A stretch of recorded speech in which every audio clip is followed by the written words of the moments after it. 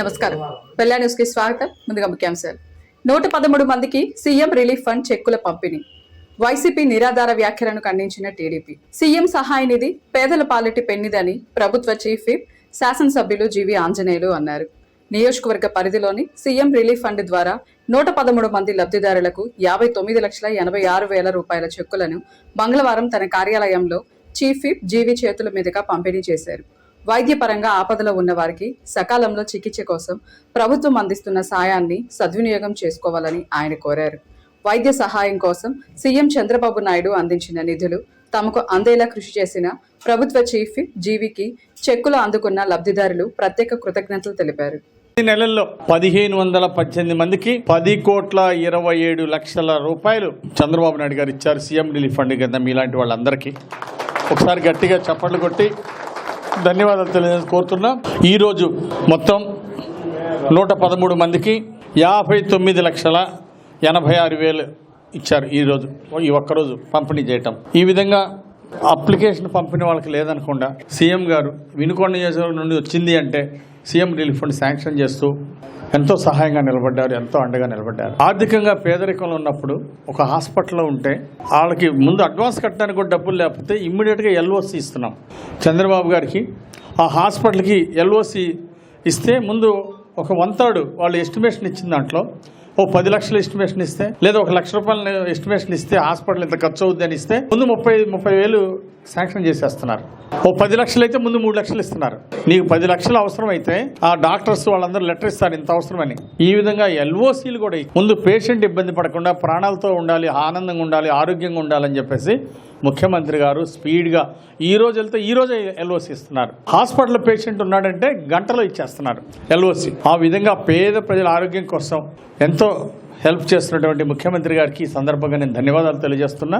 గతంలో ముఖ్యమంత్రి వైసీపీ పాలనలో ఆ ముఖ్యమంత్రి 5 ఏళ్లలో చేసినంతగా ఈ 18 నెలల్లో ఆయన 5 ఏళ్ల కంటే ఎక్కువ చేశారు. అది చంద్రబాబు గారు అంటే. గట్టిగా చప్పట్లు కొట్టి చంద్రబాబు గారికి ధన్యవాదాలు కోరుతూ ఈరోజు మీకు ఈ చిన్న సహాయం చేస్తున్నందుకు నాకు చాలా సంతృప్తిగా ఉంది. చాలా నియోజకవర్గాల్లో ఎమ్మెల్యే గారు లెటర్ ఇస్తే ఆ లెటర్ తీసుకెళ్ళి మీరు సెక్రటేరియట్లో ఇవ్వాలా. ఆ అడ్రస్ ఎత్తుక్కుండా వెళ్ళటం కష్టమా కాదా? 2 బస్సులు మారాలా, ఎక్కడ పోవాలి, ఆ సెక్రటరీ ఆఫీస్కి వెళ్తే ఎవరిని గెలవాలి, ఏంటి ఇబ్బంది ఉంటుందా ఉండదా? నన్ను 3 సార్లు అభిమానంతో గెలిపించారు. ఎవరికి ఎవరు మెజార్టీ ఇచ్చి గెలిపించారు. అందుకే మీ రుణం తీర్చుకోవాలని నేనే ఆఫీస్ నుండి వచ్చినటువంటి అప్లికేషన్లు అన్నీ మీరు అక్కడికి వెళ్ళి తిరిగే పని లేకుండా, ఇబ్బంది పడే పని లేకుండా నేనే అప్లికేషన్లు అడిగి పంపించి ప్రాసెస్ చేపిస్తున్నా. ఇక్కడ నుండి ఆన్లైన్లో కొడుతున్నాం. వివరాలన్నీ ఏ పేషెంట్కి ఎంత ఖర్చు అయింది వివరాలన్నీ కూడా ఇక్కడ నుండి ఆన్లైన్ చేస్తున్నాం. దానికి ప్రూఫ్లన్నీ కూడా ఒక కారులో ఇవన్నీ వేసి ఈ ఫైల్స్ అన్నీ పంపించి అక్కడ సబ్మిట్ చేస్తున్నాం.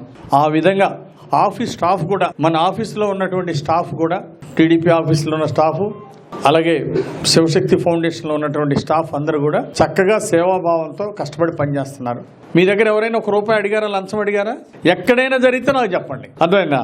₹1 లంచం తీసుకోకుండా సీఎం రిలీఫ్ ఫండ్లు వందలాది మందికి ఇప్పటి వరకు ఈ 18 నెలల్లో 1,500 మంది పైగా సీఎం రిలీఫ్ ఫండ్ ఇవ్వడం జరిగింది. నేను చాలా సంతోషపడుతున్నా. మీలాంటి వాళ్ళు 10 సార్లు తిరిగే పని లేకుండా ఒకసారి అప్లికేషన్ ఇస్తే మళ్ళీ రాగానే అమౌంట్ మీకు రాగానే చెక్ రాగానే మళ్ళీ మీకు ఫోన్ చేసి పిలిచారా లేదా? ఆ విధంగా మంచి సేవలు అందిస్తున్నటువంటి స్టాఫ్ కూడా ఈ సందర్భంగా నేను అభినందనలు తెలియజేస్తూ దేవుడు మీ అందరికీ మంచి ఆరోగ్యం ఇవ్వాలని సంక్రాంతి సంబరాల్లో భాగంగా పెదకంచెర్ల గ్రామీణ కళా పరిషత్తు పెదకంచెర్ల 7వ వార్షికోత్సవ నాటకోత్సవాలు ఆంధ్రప్రదేశ్ రాష్ట్ర సృజనాత్మక మరియు సంస్కృతి సమితి అమరావతి వారి సౌజన్యంతో ముత్తినేని గిరిబాబు వెనిలా న్యూస్ కు తెలియజేశారు. ఎన్టీఆర్ అవార్డులో భాగంగా చివరి రోజు రోటరీ క్లబ్ ఆధ్వర్యంలో మాదాల కృష్ణ చౌదరి, వెంకటేశ్వర్లు యాదవ్, మందా వెంకటరావుకు సన్మాన కార్యక్రమాలు నిర్వహించడం జరిగిందన్నారు. ఈ సందర్భంగా నిర్వహించిన నాటకాలు చూపర్లను అలరించాయి.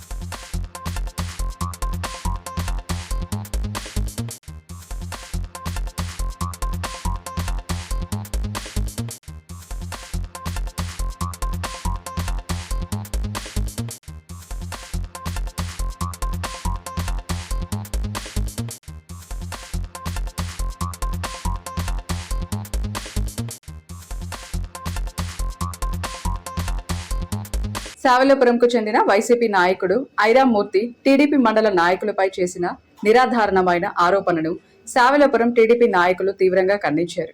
పట్నంలోని చీఫ్ విప్ కార్యాలయంలో జరిగిన విలేకరుల సమావేశంలో శావల్యపురం మండలం పార్టీ అధ్యక్షులు గుంటూరు సాంబశివరావు, సొసైటీ అధ్యక్షులు గడిపూడి విశ్వనాథం, రాష్ట్ర బీసీ సెల్ నాయకులు బత్తుల వెంకటేశ్వర్లు మాట్లాడారు.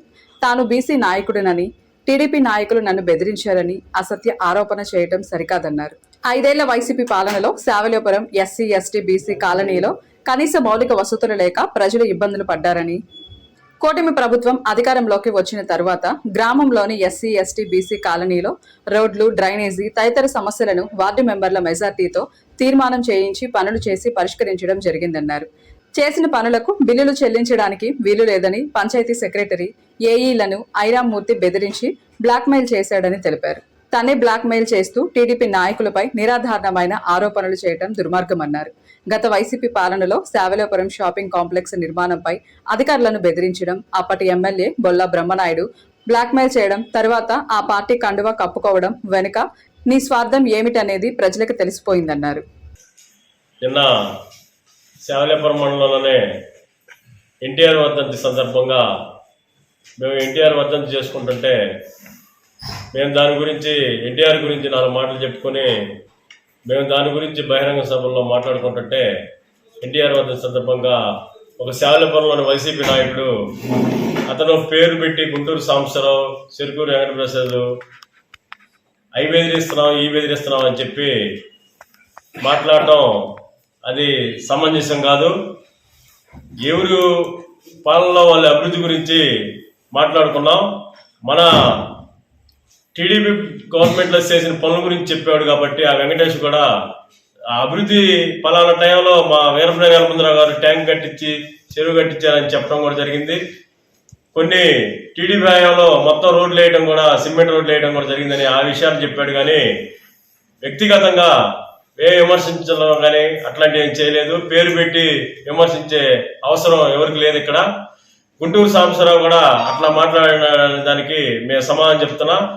గుంటూరు సాంబశివరావు మాట్లాడింది అది కాదు. మా పార్టీని మీరు వైసీపీ వాళ్ళు 2గా ఎడగొడతారని కలగంటున్నారేమో కానీ ఆ కళలు జరగవు. ఒకే తాటి మీద నడిపించి రేపు రాబోయే ఎన్నికల్లో ఈ మాట్లాడే వాళ్ళందరికీ బుద్ధి చెబుతామని మేము ఛాలెంజ్ కాయడం కూడా జరిగింది వాస్తవంగా. అంతేగాని పేరు పెట్టి బీసీలని అది ఇది అంటాం అనేది ఎలాంటి మాటలు జరగలేదు అక్కడ. వాస్తవంగా నా ఎమ్మిటి కూడా వెన్నంటి ఉండేవాళ్ళు బీసీలు, ఎస్సీలు సోదరులు. నా ఎమ్మిటి ఎప్పుడు కూడా వెన్నుదంటి ఉంటారు. నా ఎమ్మిటి బీసీలు, ఎస్సీలు అంటే మాకు చాలా ఆత్మగౌరవం ఉంది, ప్రేమ, అభిమానాలు ఉన్నాయి. దాని గురించి నువ్వేదో బీసీ కులాన్ని అడ్డం పెట్టుకుని ఏదేదో కబుర్లు చెప్పుకొని బ్లాక్మెయిల్ రాజకీయాలు చేస్తావంటే అది సమంజసం కాదు. నీకు ఏమేం చేశాడో కోట్లూరులో నువ్వు కూడా పూర్తిగా తెలుసుకొని ప్రెస్ మీట్ లో కూర్చుంటే చాలా మంచిది. నువ్వు ఏమీ తెలుసుకోకుండా వాళ్ళు ఏదో వచ్చి చెప్పారని చెప్పి నువ్వు మాట్లాడుతున్నావు. సర్పంచ్ తెలియకుండా బిల్లులు డ్రా చేయడం అనేది అది జరగదనేది అది నీకు తెలుసు. మరి అధికారం లేదు కదా అని చెప్పి నేను ఏది మాట్లాడినా నాకు చెల్లుబాటు అయిద్దని చెప్పి నీ ఇష్టం వచ్చినట్టు మాట్లాడటం ఇది సరికాదు. నువ్వు గతంలో నువ్వు ఇదే వైసీపీ గవర్నమెంట్ మీద, బ్రహ్మనాయుడు గారి మీద ఆ కాంప్లెక్స్ వ్యవహారంలో నువ్వు ఆయన మీద కోర్టుకేస్తాను అది ఇదని నువ్వు ఆయన్ని బెదిరిస్తే నన్ను చంపుతా అన్నాడని చెప్పి నువ్వు బెదిరించి నువ్వు కోర్టుకి వెళ్ళలేదా? నువ్వు ఇవన్నీ వాస్తవాలు కాదా? ఇవాళేదో పార్టీ మారినంత మాత్రాన నువ్వేదో మాట్లాడితే అది సరిపడదు అనుకోవటం అది చాలా తప్పు. నువ్వు డబ్బు ఎంత తీసుకొని నువ్వు పార్టీ మారావు? నువ్వు ఒకప్పుడు ఉంది ఏంది నీ లోక్సత్తా పార్టీ అంటే ఏంది? ఎక్కడైనా సరే జరుగుతుంటే అంటే దుర్మార్గాలు జరుగుతుంటే దాన్ని ఖండించటం ఎక్కడ ఏందనేది నీ పార్టీ యొక్క సిద్ధాంతాలు ఉన్నాయి, చాలా ఉన్నాయి. నువ్వు ఆ సిద్ధాంతాలన్నింటినీ పక్కన పెట్టి నువ్వు ఆ సిద్ధాంతాలు ఎన్ని కట్టి కదా నువ్వు వైసీపీ పార్టీలో నువ్వు చేరి నువ్వేదో వాళ్ళని మాట్లాడాను, వాళ్ళు మమ్మల్ని మాట్లాడారని ఏం మాట్లాడారు నీ గురించి? నీ పేరు ఎక్కడన్నా ఎవరన్నా ఒక్కదన్నా ప్రస్తావించారా? మండల నాయకులు మొత్తం అన్నావు. మండల నాయకులందరూ కూడా ఎవరన్నా కానీ నీ పేరు ఎక్కడన్నా కానీ ప్రస్తావించడం జరిగిందే? నువ్వే మాట్లాడుతున్నావు. నేనేదో మళ్ళీ మండలంలో నేనేదో మళ్ళీ పెద్ద హీరో కావాలనే ఒక ఉద్దేశంతో మండలంలో నీకంటే ఉన్న సీనియర్ నాయకులు ఉన్నారు, వాళ్ళందరూ మరి మాట్లాడలేదే? అంటే నువ్వు ఈరోజు ఏమన్నా మాట్లాడే నువ్వేదో పెద్ద హీరో అవుదామనే? బీసీ కులం అంటేనే టీడీపీ పార్టీకి కంచుకోటలాగా ఉంటుంది, ఎప్పుడు కూడా వాళ్ళకి అభివృద్ధి తోడుగా ఉంటుంది, బీసీలకు అండదండగా ఉంటుంది. అట్లాంటిది నువ్వు బీసీల మీద మాట్లాడటం చాలా ఏమంగా ఉంది. నిన్ను ఎవరో బెదిరించడం అనేది, బెదిరించాల్సిన అవసరం కూడా లేదు. ప్రజలే తగిన తీర్పు చెప్పి బుద్ధి చెప్తారని చెప్పి మీ అందరికీ తెలియపరుస్తూ 18వ తారీఖు ఈ నెల 18వ తారీఖు శావులాపురం మండలం హెడ్ క్వార్టర్లో అన్న నందమూరి తారక రామారావు గారి 30వ వర్ధంతి కార్యక్రమం సందర్భంగా శావులాపురం మండలంలో ఉన్నటువంటి 15 గ్రామ పంచాయతీల నుంచి వచ్చినటువంటి తెలుగుదేశం పార్టీ అభిమానులు కానీ మండల నాయకులు కానీ అందరూ కూడా పాల్గొని అన్న ఎన్టీఆర్కి ఘనమైన నివాళులు అర్పించడం జరిగింది. ఈ సందర్భంగా శావులాపురంలో మా మండల పార్టీ అధ్యక్షుడు గుంటూరు సాంబశివరావు గారు మాట్లాడుతూ అందరం కలిసికట్టుగా పనిచేసుకుంటూ ముందుకెళ్ళి రాబోయే స్థానిక సంస్థ ఎలక్షన్లో సర్పంచుల నుంచి ఎంపీటీసీలు, జడ్పీటీసీ, ఎంపీపీ అన్నీ కూడా మనందరం కలిసికట్టుగా కలిసి పనిచేసి ఎలక్షన్లో టీడీపీ జెండాని ప్రతి గ్రామంలో ప్రతి సెగ్మెంట్లో ఎగరేయాలని చెప్పేసి సూచన చేస్తూ, ఎవరైనా సరే మేము రెండుగా విడిపోయి నానా రకాల గ్రూపులు పెట్టుకున్నాం అని కొంతమంది వ్యక్తులు ప్రభావాలు చేస్తున్నారు. మీ అందరికి ఇదే విజ్ఞప్తి, ఛాలెంజ్. మీ అందరం గెలిచి ఈ మండలంలో 15 పంచాయతీలు, ఎంపీటీసీలు, జడ్పీటీసీలు గెలిచి మీకు మరి మా టీడీపీ పార్టీ ఏదైనా బహుమానం ఇస్తామని చెప్పి చూడడం జరిగింది.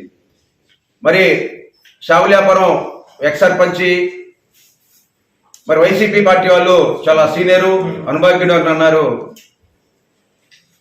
ఐరామూర్తి గారు మాట్లాడుతూ బీసీ చట్టం చేశారు, ఈ చట్టంలో బీసీలకి న్యాయం చేస్తామని చెప్పేసి టీడీపీ నాయకులు, మండల నాయకులు, మరి నియోజకవర్గ నాయకులు ప్రలోభాలు చెందారు. మరి నాకు అన్యాయం జరిగింది, నన్ను బెదిరించారు, నాకు న్యాయం చేయమన్నాడు. ఏంటి అర్థం? నిన్నెవరు బెదిరించారు? నీకేం న్యాయం చేయాలి? నిన్నేమని బెదిరించారు? ఎవరైనా సరే నీ పేరు పెట్టి కానీ లేకపోతే నీ పార్టీ నాయకుల పేర్లు పెట్టి కానీ ఎవరైనా ఉత్తరించారు? అక్కడ గ్రామ పంచాయతీలో మీరు అభివృద్ధి చేయకపోతుంటే మా తెలుగుదేశం కార్యకర్తలు, నాయకులు కలిసి కొంతమంది వ్యక్తులు అక్కడ ఇబ్బంది అయినటువంటి డ్రైనేజీ, బీసీ కాలనీలో కానీ, ఎస్సీ కాలనీలో కానీ, ఎస్టీ కాలనీలో డ్రైనేజీ ప్రాబ్లం ఉండి మరి మురికాలతో ఇబ్బంది పడుతూ ఉంటే, మీరు చేయకపోతే నిధులు ఉంటే ఆ నిధుల్ని తీర్మానం చేపించి పంచాయతీలో డెవలప్మెంట్ కార్యక్రమం చేస్తుంటే నువ్వు కాదా అధికారులు బెదిరించింది? శ్రీ వాసవి కన్యకా పరమేశ్వరి అమ్మవారి ఆత్మార్పణ దినోత్సవం సందర్భంగా వాసవి క్లబ్స్ వినుకొండ వారి ఆధ్వర్యంలో స్థానిక రంగనాయక స్వామి దేవస్థానం వద్ద నుండి ఊరేగింపు నిర్వహించారు. ఈ సందర్భంగా ప్రారంభమైన ఊరేగింపు పట్నంలోని బోసుబొమ్మ సెంటర్లో ఉన్నటువంటి వాసవి కన్యకా పరమేశ్వరి అమ్మవారి దేవాలయంలో శ్రీ కన్యకా పరమేశ్వరి అమ్మవారికి పట్టు వస్త్రాలు, పసుపు కుంకుమ సమర్పించడం జరిగింది. ఈ సందర్భంగా వాసవి క్లబ్ అధ్యక్షులు కాసుల వెంకట రవీంద్ర మాట్లాడుతూ ఆర్యవైశ్యుల కులదైవం లోకమాత శ్రీ వాసవి కన్యక పరమేశ్వరి అమ్మవారి ప్రపంచానికి శాంతి సహనం అనే గుణాలను ఈ ప్రపంచానికి చాటి చెప్పారు. సమాజానికి సేవ చేయటంలో, దాన ధర్మాలు చేయటంలో వాసవి మాత బిడ్డలు ఎల్లప్పుడూ ముందుంటారు. అలాంటి ఆర్య వైశ్యులలో పుట్టడం చాలా సంతోషంగా ఉందని తెలియజేశారు. హైదరాబాద్ సోమాజిగూడలోని ప్రముఖ Yashoda hospital consultant orthopedic surgeon doctor Medigam Srinivasareddy ఇకపై ప్రతి నెల 3వ మంగళవారం వినుకొండపట్నంలోని తిరుమల హాస్పిటల్ నందు రోగులకు అందుబాటులో ఉంటారని తెలియజేశారు. ఈ సందర్భంగా స్థానిక తిరుమల హాస్పిటల్లో ఏర్పాటు చేసిన మీడియా సమావేశంలో ఆయన వివరాలను వెల్లడించారు. ఈ సందర్భంగా డాక్టర్ శ్రీనివాసరెడ్డి మాట్లాడుతూ తాను ఈ ప్రాంతానికి చెందిన నూజెడ్ల మండలం గాంధీనగర్ గ్రామానికి చెందిన వ్యక్తినని గుర్తు చేసుకున్నారు. తన సొంత ప్రాంత ప్రజలకు మెరుగైన వైద్య సేవలు అందించాలనే ఉద్దేశంతోనే ప్రతి నెల 3వ మంగళవారం ఇక్కడకు రావాలని నిర్ణయించుకున్నట్లు తెలిపారు. ప్రధానంగా కీళ్ళ నొప్పులు, ఎముకలకు సంబంధించిన సమస్యలతో బాధపడే వారికి ఆయన చికిత్స అందించనున్నట్లు ఈ సందర్భంగా తెలియజేశారు. భుజం నొప్పులు, నడుము నొప్పి, వెన్నెముక సమస్యలు, ఇతర అత్యాధునిక ఆర్థోపెడిక్ శస్త్రచికిత్సలు అందించడం జరుగుతుందన్నారు. కార్పొరేట్ ఆసుపత్రి అనగానే సామాన్యులు ఖర్చుకు భయపడే పరిస్థితి ఉందని, యశోద హాస్పిటల్స్ లో ఆ భయాన్ని పోగొట్టేలా అడుగులు వేస్తోందని ఈ సందర్భంగా తెలియజేశారు. అనంతరం చికిత్స తీసుకున్న వారు వారి యొక్క ఆసుపత్రి అందించిన సేవల గురించి తెలియజేశారు. సో నాది ప్రాపర్ ఇక్కడ వినుకొండే అనమాట. సో గాంధీనగర్ గ్రామం, పర్టికులర్గా గాంధీనగర్ గ్రామం నూజెండ్ల మండలం. సో అక్కడ నేను shoulder, hip, mainly shoulder, hip and నీ రీప్లేస్మెంట్స్ ఎక్కువ చేస్తుంటాను. సో ఓవరాల్గా ఏంటంటే లేటెస్ట్ టెక్నిక్స్ అక్కడ మేము ఏం చేస్తున్నామంటే, మన షోల్డర్లో చూసుకుంటే మోకాళ్ళ అరుగుదల ఎట్లనో షోల్డర్స్లో కూడా అరుగుదల అట్లనే స్టార్ట్ అవుతుంది అనమాట. షోల్డర్ రీప్లేస్మెంట్స్ అంటారు వాటి. ప్రీవియస్గా ఏంటంటే కొంతమంది కండలు కట్టయి వాళ్ళు అంటే లేట్ స్టేజ్లో వస్తుంటారు అన్నమాట. ఇవరికి ఏంటంటే కండలు కట్టి జస్ట్ రిపేర్ చేసేవాళ్ళు. కొంతమంది లేట్ స్టేజ్లో రావడం వల్ల ఆ కండ కంప్లీట్గా పాడైపోయింది అనమాట. సో ఆ కండని మనము రిపేర్ చేసినా కానీ మళ్ళీ పాడైపోతుంది, మళ్ళీ సక్సెస్ అవ్వదు అనమాట. అలాంటి వాటికి ఏంటంటే టెండన్ ట్రాన్స్ఫర్స్ అంటారు అనమాట. అది లేటెస్ట్ సర్జరీ. అది నేను యాక్చువల్గా సౌత్ కొరియా, ఇటలీలో అలాంటి వాటిలో నేను ట్రైన్ అయ్యాను. తర్వాత హిప్స్లో రివిజన్ హిప్స్ అంటారు అన్నమాట. ఆల్రెడీ కొంతమందికి ఇదివరకు టోటల్ హిప్ రీప్లేస్మెంట్ అంటారు, తొట్టి మార్పిడి అంటారు తెలుగులో. సో వాటిలో ఏంటంటే కొంతమందికి ఓవర్ ద పీరియడ్లో అవి లూజ్ అయిపోయి లోపల వేసిన ఇంప్లాంట్స్ లూజ్ అయ్యే ఛాన్స్ ఉంటుంది. సో వాటికి ఏంటంటే రివిజన్స్, మళ్ళీ అవి తీసేసి కొత్త కప్స్ సైజు పెంచేసి ఇవన్నీ. వాటిలో నేను దుబాయ్లో అట్లాంటి వాటిలో ఎక్కువ ట్రైన్ అయ్యాను దుబాయ్లో. నెక్స్ట్ మోకాళ్ళ అరుగుదల అంటారు. జనరల్గా ఏంటంటే స్టేజ్ 3, స్టేజ్ 4 వాటిల్లో మోకాళ్ళ చిప్ మార్పిడి చేయడం జరుగుతుంది. సో నెక్స్ట్ కొంతమంది యంగ్ పీపుల్ లేటెస్ట్గా ఏంటంటే తక్కువ వయసు ఉన్న వాళ్ళు కూడా మోకాళ్ళ నొప్పులు స్టార్ట్ అవుతున్నాయి. రీజన్ చూస్తే వాళ్ళలో ఏంటంటే లిగమెంట్స్ లోపల కండలు ఈసీఎల్ మినిస్కి ఇవన్నీ అంటారు అన్నమాట. అవి కట్ అయ్యి దానివల్ల ఏంటంటే ఓవర్ ద పీరియడ్లో లోపల ఇవి కుషన్ లాగా పనిచేస్తాయి. అవి డ్యామేజ్ అయినప్పుడు పైన బోన్ కింద బోన్ తగిలి అరుగుదల త్వరగా స్టార్ట్ అవుతుంది అన్నమాట. అది యంగ్ పీపుల్లో కామన్గా చూస్తాం లేటెస్ట్గా. సో వాటిలో ఏంటంటే వాళ్ళకి మేము ఫస్ట్ ఆ ఇబ్బంది వచ్చినప్పుడు ఫస్ట్ ఎంఆర్ఐ స్కాన్ తీస్తాము. అందులో ఏంటంటే కార్టిలేజ్ లాస్ ఉంటుంది వాళ్ళకి. అంటే ప్రీవియస్గా ఏంటంటే బాగా అరుగుదల ఉంటే మోకాళ్ళ షేప్ మార్పిడి. ఇప్పుడు యంగ్ పీపుల్లో కొంతమంది కార్టిలేజ్ లాస్ అంటే మినిమల్ కార్టిలేజ్ లాస్ ఉంటుంది అంటారు. సో వాటికి ఏంటంటే హైలో ఫాస్ట్ కొన్ని ప్యాచెస్ లాగా వస్తాయి అనమాట. సో మనం గోడకి ఇట్లా పిక్చర్ లాగా వేసిపోతే వాటికి ప్యాచెస్ లాగా వేస్తాం కదా, సేమ్ అట్లనే ఇందులో కూడా లేటెస్ట్ టెక్నిక్ హైలో ఫాస్ట్ ప్యాచ్ అంటారు. సో అలాంటివి. సో అది సింగపూర్లో నేను ఎక్కువ దాని మీద స్టడీ చేశాను అనమాట. సో హైలో ఫాస్ట్ ప్యాచెస్ అంటారు. సో ఇవన్నీ లేటెస్ట్ టెక్నిక్స్. సో ఇవన్నీ మనకి మన యశోదలో అందుబాటులో ఉంటాయి. అండ్ నేను ప్రతి నెల మన వినుకొండకి సో ప్రతి నెల 3వ మంగళవారం ఇక్కడికి మన క్యాంప్ రూపంలో ఇక్కడ తిరుమల హాస్పిటల్కి వస్తుంటాను మన ఆర్పిరెడ్డి గారి ఆధ్వర్యంలో. సో మీకు అంటే ఇట్లాంటి షోల్డర్స్ కానీ భుజాలకు సంబంధించి ఎలాంటి ఇబ్బందులు ఉన్నా కానీ, తొంటి ఇబ్బందులు ఉన్నా కానీ, మోకాలకు సంబంధించి కానీ, వీటికి సంబంధించి లేదా సెకండ్ ఒపీనియన్ బయట ఏమైనా సజెస్ట్ చెప్పారు అంటే వీటికి ఏమైనా లేటెస్ట్ ఏమైనా ఉన్నాయా అని మీకు ఎలాంటి సెకండ్ ఒపీనియన్స్ కూడా కావాలనుకుంటే నన్ను సంప్రదించవచ్చు. మోకాలు నొప్పులు వస్తే నడవకూడదు అంటారు, కానీ నడవాలి, కంపల్సరీగా నడవాలి. అలా నడిస్తేనే మన bone strength muscle strength maintain అవుతుంది అనమాట. నడవకపోతే ఏంటంటే మజిల్ బోన్ వీక్ అయిపోయి ఇంకా అరుగుదల స్పీడప్ అవుతుంది అనమాట. సో ఖచ్చితంగా నడవాలి. చేయకూడదు ఏంటంటే మెట్లు ఎక్కడము అలాంటివి చేయకూడదు, కింద కూర్చోకూడదు. రెండు చాలా ఇంపార్టెంట్. సో అండ్ వెయిట్ కూడా గెయిన్ చేయకూడదు అనమాట. వెయిట్ ఎక్కువ ఉన్నా కానీ ఆ బరువంతా మోకాల మీద పడి సో ఆ వెయిట్ కంట్రోల్ అనేది చాలా ఇంపార్టెంట్. సో ఆబ్వియస్గా కొంతమంది ఆలోచిస్తారు యశోదాని కార్పొరేట్ హాస్పిటల్లో కొంచెం కాస్ట్ ఎక్కువ ఉంటుందని ఆలోచిస్తుంటారు. సో అలాంటి అంటే ఇది ప్రతిదానికి ఒక సర్జరీకి కొంచెం లిమిటెడ్గా అంటే ఎస్పెషల్లీ క్యాంప్ నుంచి వచ్చే పేషెంట్స్కి అంటే ఇది మా ఏరియా కాబట్టి ఖచ్చితంగా నేను వాళ్ళ మీద దృష్టిలో పెట్టుకొని అంటే ఈ ప్యాకేజ్ కొంచెం మినిమల్గా అంటే బయట వాళ్ళతో కంపేర్ చేస్తే ఖచ్చితంగా మీకు కాస్ట్ తక్కువ రూపంలో నేను మీకు హెల్ప్ చేయగలను అనమాట. అది సో బేసిక్ ఏంటంటే ఇక్కడ మనము కీహోల్ సర్జరీ అంటారు, ఆర్థ్రోస్కోపీ అట్లాంటివి మనం ఇక్కడ స్టార్ట్ చేసుకోవచ్చు. బట్ రోబోటిక్ టెక్నాలజీ అనేది అది కొంచెం హై ఎక్విప్మెంట్ మిషన్తో కూడింది, కాస్ట్లీ కూడా అది. సో అవి అనేది ఇప్పుడే కష్టం ఇక్కడ ఈ ఏరియాకి అరేంజ్ చేయడం అనేది. సో ఆర్థ్రోస్కోపీ కీహోల్ సర్జరీ అంటారు, అలాంటివి చేయొచ్చు ఇక్కడ. సో కొంతమంది అక్కడికి వచ్చి చేయొచ్చు. చిన్న ఏమన్నా ఇక్కడ మనం మేనేజ్ చేసుకోవాలి. ఈస్టాల్ రెడ్డి గారి భార్యని చాలా భయంగా ఉండేది ఫస్ట్ నాకు ఏదో ఇలా ఏమైపోతానో అని భయపడి ఏడ్చేదాన్ని పిల్లల కదా. అయినా ఈ డాక్టర్ గారిని చూసేలాక చాలా సంతోషం వేసింది నాకు. ధైర్యం చెప్పాడు బాగా, నీకేం కాదమ్మా నీకు నేను చూసుకుంటానని నేను ధైర్యం చెప్పాను. చేసేటప్పుడు చాలా బాగుంది, భయపడలేదు నేను అసలు. ఫస్ట్ బాగా భయపడ్డాను. చేసేటప్పుడు అస్సలు తెలియలేదండి, ఎలా చేసింది కూడా తెలియదు. ప్రతి ఒక్క దానికి అమ్మ నేను ఇది ఇండిషన్ వేస్తున్నాను భయపడగాకని చెప్తాడు. దానికి భయపడలేదు, నాకు సంతోషంగా ఉంది. నాకు ఇప్పుడు హ్యాపీగా నడవగలుగుతుంది. సో మేమైతే 100% సర్జరీ చేయించుకోవాలని చెప్తాను. కానీ ఫస్ట్ టైం ఒకసారి ఇంతకుముందు ఏది ఇంజక్షన్స్ వేపిద్దామని వేరే హాస్పిటల్ తీసుకెళ్ళాను ఆర్ఎఫ్ఐ ట్రీట్మెంట్లో. సో వాటికి అప్పుడు యాంగ్జైటీ వచ్చేసి పడిపోయారు, తీసుకొచ్చాం మళ్ళీ బ్యాక్ వినుకుని. సో సర్జరీ కూడా చేయించుకున్నానే అన్నారు. నేను జస్ట్ ఏంటంటే ఒకసారి చెకప్ చేయించుకుని తర్వాత సర్జరీ చేయించుకుంటాం అని తీసుకెళ్ళి అక్కడికి వెళ్ళిన తర్వాత ఆపరేషన్ థియేటర్ లోపలికి వెళ్ళే ముందు కూడా అంటే భయపడతానే ఉన్నారు. నేను పడిపోతే మళ్ళీ మీరు తీసుకెళ్ళండి వినుకోండి అని చెప్తున్నాను. కానీ బయటకు వచ్చిన చెప్తున్నారు ఏం లేదు, నాకు చేసినట్టే లేదు, చాలా బాగుంది. ఫస్ట్ లెగ్ చేసిన తర్వాత అయితే ఆ రోజు ఈవినింగే నిలబడి వాక్ చేయగలిగారు. ఒక లెగ్ చేయించుకున్న తర్వాత చాలా బాగా వాక్ చేశారు. ఇంకా రెండో లెగ్ చేయించుకున్న తర్వాత కొంచెం 15 డేస్కి స్టాండ్ లేకుండా వాక్ చేశారు. మొత్తం నేను కంప్లీట్ దగ్గరే ఉన్నాను చేయించాను. హాస్పిటల్లో మాత్రం కేర్ చాలా బాగా తీసుకున్నారు. అంటే ఒకరు సపోర్ట్ ఉన్నారనే కానీ నా అవసరం అయితే ఏం లేదు వాళ్ళకి. ఏదో జస్ట్ వాళ్ళు వస్తే కమ్యూనికేషన్ పర్పస్కి నేను అక్కడ ఉన్నాను అంతే. అంతకుమించి నా అవసరం అయితే ఏం లేదు. వాళ్ళే 100% బాగా టేక్ కేర్ చేశారు. నేను అక్కడ సార్ని కలిసి మా అబ్బాయి ఆపరేషన్ చేస్తున్నాడు, చేయించాడు. ఆడ వాళ్ళు కూడా వర్కర్స్ బాగానే చూసుకోవటం కానీ వచ్చిన దాకా నాకు ఎలాంటి ఇబ్బంది చేసిందే అసలు తెలియదు, చేసినట్టు లేదు. అక్కడ నడవటానికి కూడా ఇబ్బంది లేకుండా బాగానే ఉంది. ఇప్పుడు కూడా ఇబ్బంది ఏం లేదు, బాగుంది హాస్పిటల్. ఆపరేషన్ ఎంతసేపు తర్వాత నడిచారు? ఆపరేషన్ అయినాక మా సాయంత్రం మరుసనాడు ఉదయం 9 గంటలకల్లా నడిపించారు. బాగానే ఉంది. వాళ్ళు పట్టుకోకుండా నడిచారు, నేను కూడా పట్టుకోవాలి. అసలు ఆ రోజు ఎక్కాను, ఆ రోజే చేసిన మరుస రోజే ఎక్కాను. మెట్లు కూడా ఎక్కాను, బాగానే ఉంది, ఇబ్బంది లేదు. సార్ కూడా మంచివారు. ఇంతటితో వెళ్ళాను సమాప్తం. తిరిగి రేపటి వెళ్ళానులో కలుసుకుందాం. నమస్కారం.